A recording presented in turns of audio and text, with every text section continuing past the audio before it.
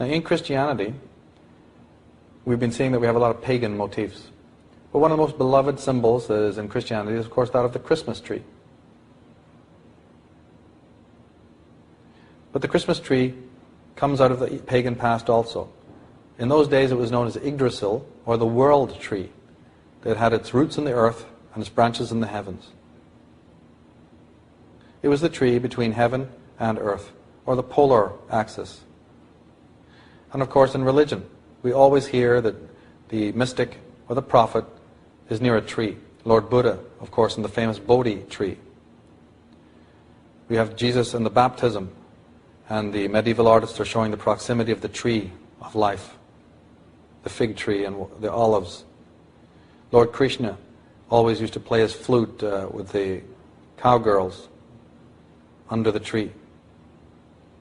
And Christianity, the cross originally had a serpent around it. It was the great tree.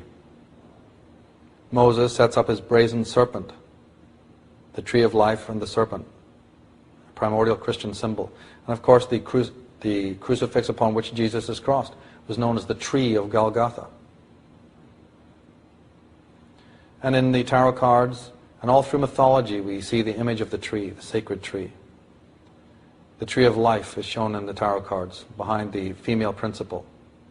In Tolkien's Lord of the Rings, we also see in that book a great deal of mention of the elven tree and the tree of Gondor, the tree that has lost all its leaves and is dark and ruined while evil is abroad, but then that comes to life again as light and truth comes back into the world.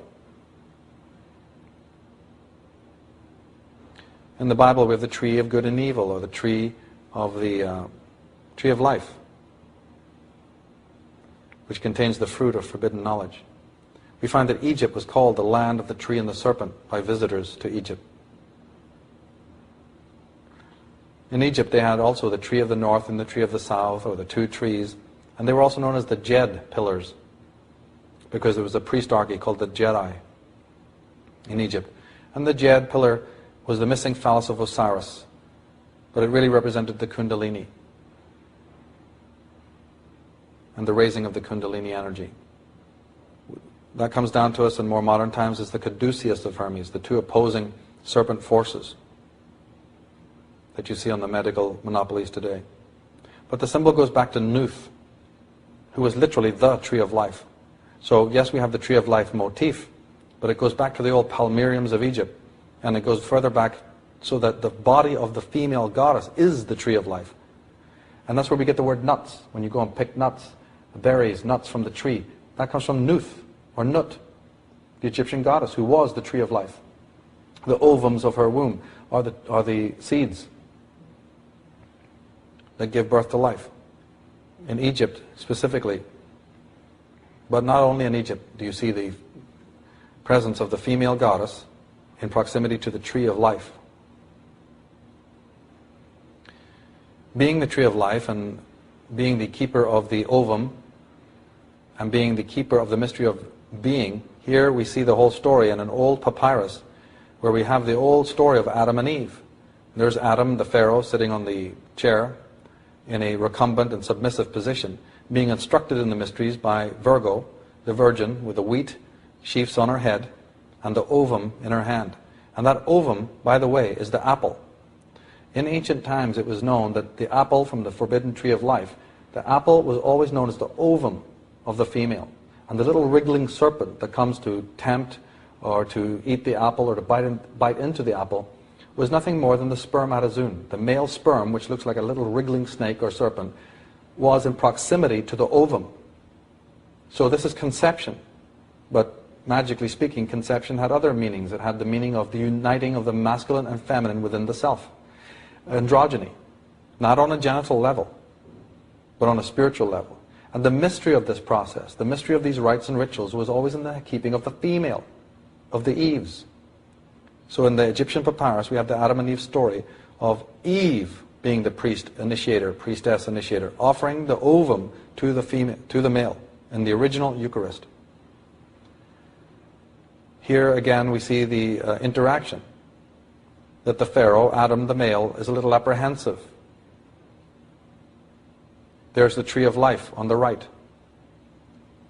the fourfold tree of life, the tree of consciousness, the tree of the spine, and the tree of the cerebral spinal cortex.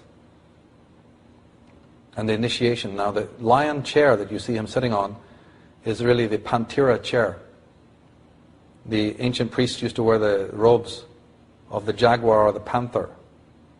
In fact, the Semitic name for Jesus in the Talmud is Yeshua ben Panthera, because the panther skin was a symbol of the high priests. That was their logo or their emblem.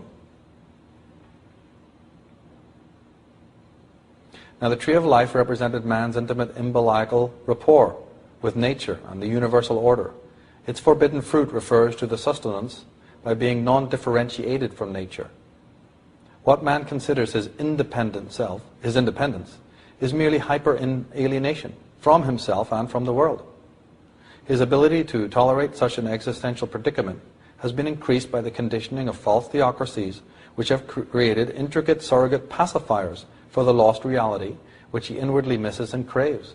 Man's attachment to these simulacras become the reason for further alienation.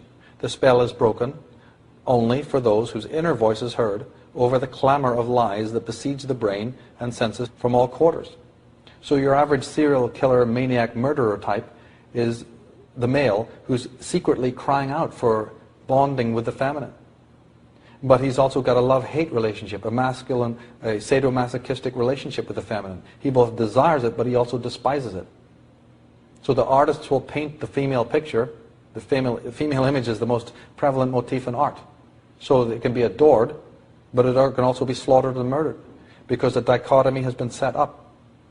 We have an ambivalent connection, not only to external females, where those who want to project this crime and violence, it comes out on external females, but the violence is already happening morally. The violence is already happening in an introjected way within the self, to one's own feminine principle. And psychologists understand this. We can observe this in the ones around us.